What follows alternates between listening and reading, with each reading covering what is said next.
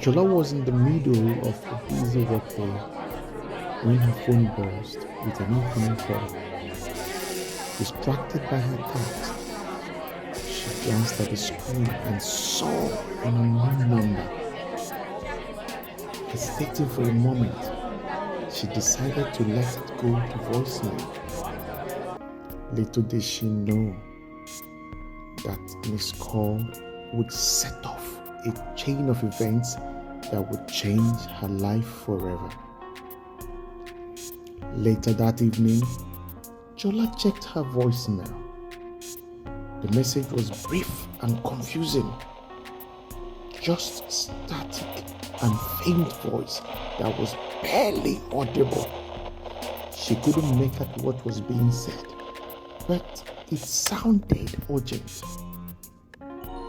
Curious and a little unnerved, she tried calling the number back, but it went straight to a disconnected line.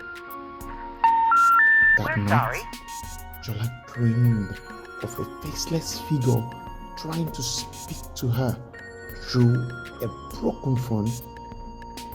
She woke up in a cold sweat, the memory of the voicemail still echoing in her mind.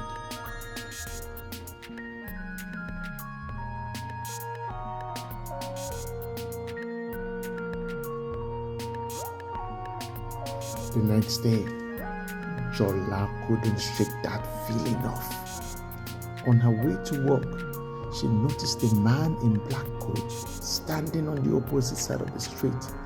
He seemed to be watching her, but every time she looked directly at him, he turned away.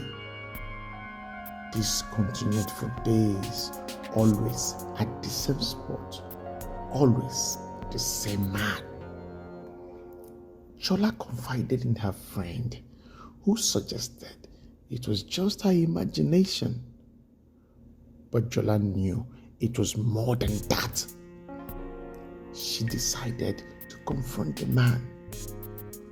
But when she finally mustered the courage, he was gone, leaving behind only a small, crumpled piece of paper on the sidewalk. The paper had a single word written on it: listen.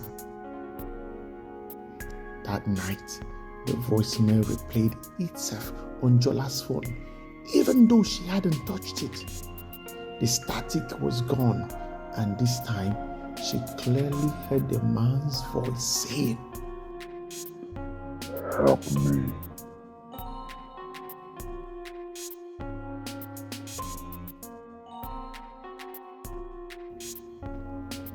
Determined to get to the bottom of the mysterious call, Jola began to dig into the phone number that had contacted her.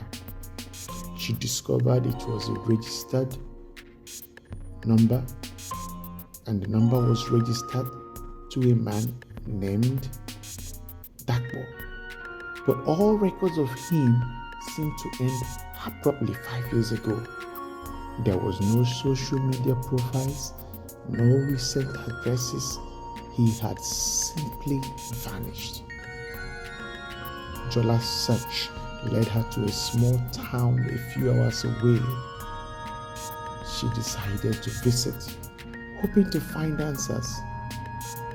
The town was quaint, but had an eerie, almost deserted feel to it. Jola asked around about Dakbo, but most people either they didn't know him or were reluctant to talk. One elderly woman, however, mentioned that Dakbo used to live in a house on the outskirts of the town, but warned Jola to stay away. As Jola drove to the address, her car radio suddenly switched on by itself, playing the same static-filled message she had heard in the voicemail. The closer she got to the house, the clearer the message became, until finally she heard, "Don't call me here."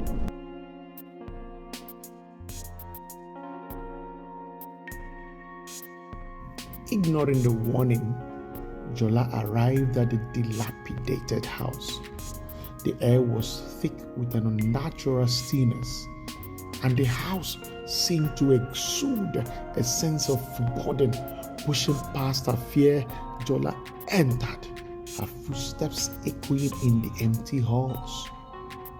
Inside, the house was a time capsule. The furniture covered in dust, old newspapers scattered on the floor, and the family photos on the walls. But something was wrong. In every photo, faces were scratched out, and the eyes in the portraits seemed to follow Jola as she moved. Jola found a room with a desk covered in papers. Among them was a journal that appeared to belong to Dakpo. Flipping through it, Jola discovered that Dakpo has been investigating a series of mysterious disappearances in the town. Convinced that they were connected to something sinister, the last entry read, "They are watching me. I have to warn her."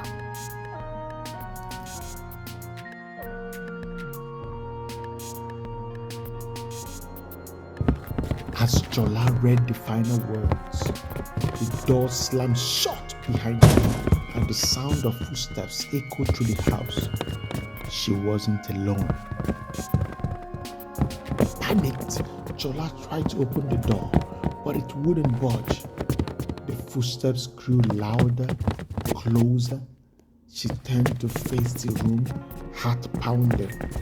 Suddenly, the air grew cold, and a shadowy figure appeared in the corner.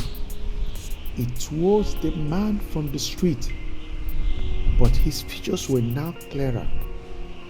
He looked terrified. "Why did you come here?" he whispered. Jola realized this was Dakpo. He was trying to protect her all along.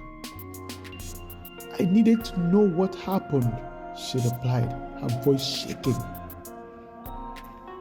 Dakpo looked at her with sorrowful eyes. "You were never supposed to find me.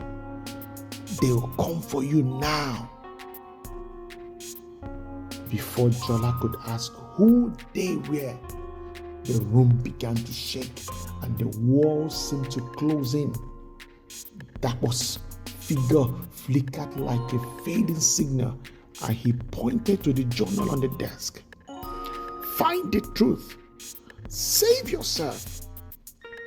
The door burst open and Jola was thrown out of the room by an insane force. She landed in the hallway, and when she looked back, the room was empty. No furniture, no papers, no sign of Dakpo. Only the journal remained in her hand, now blank, except for one page that read, "It was all a mistake."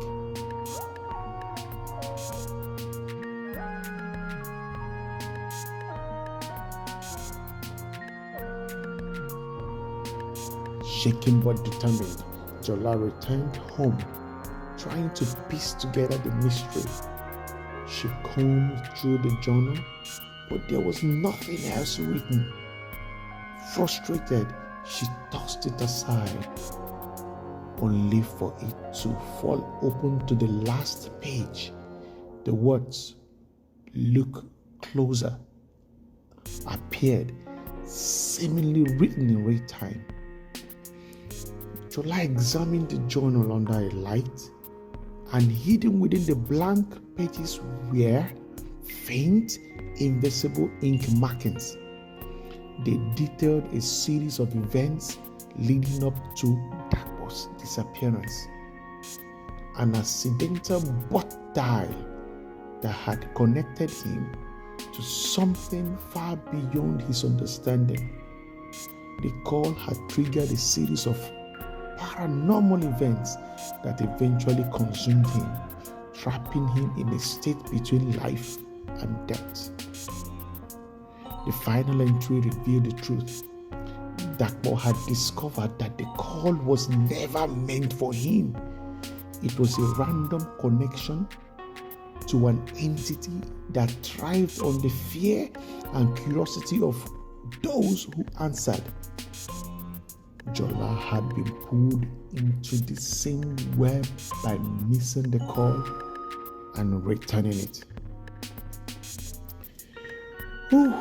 Just as Jola realized the gravity of her situation, her phone rang again. The same unknown number flashed on her screen. With trembling hands, she answered it. This time, the voice was clear. It's over.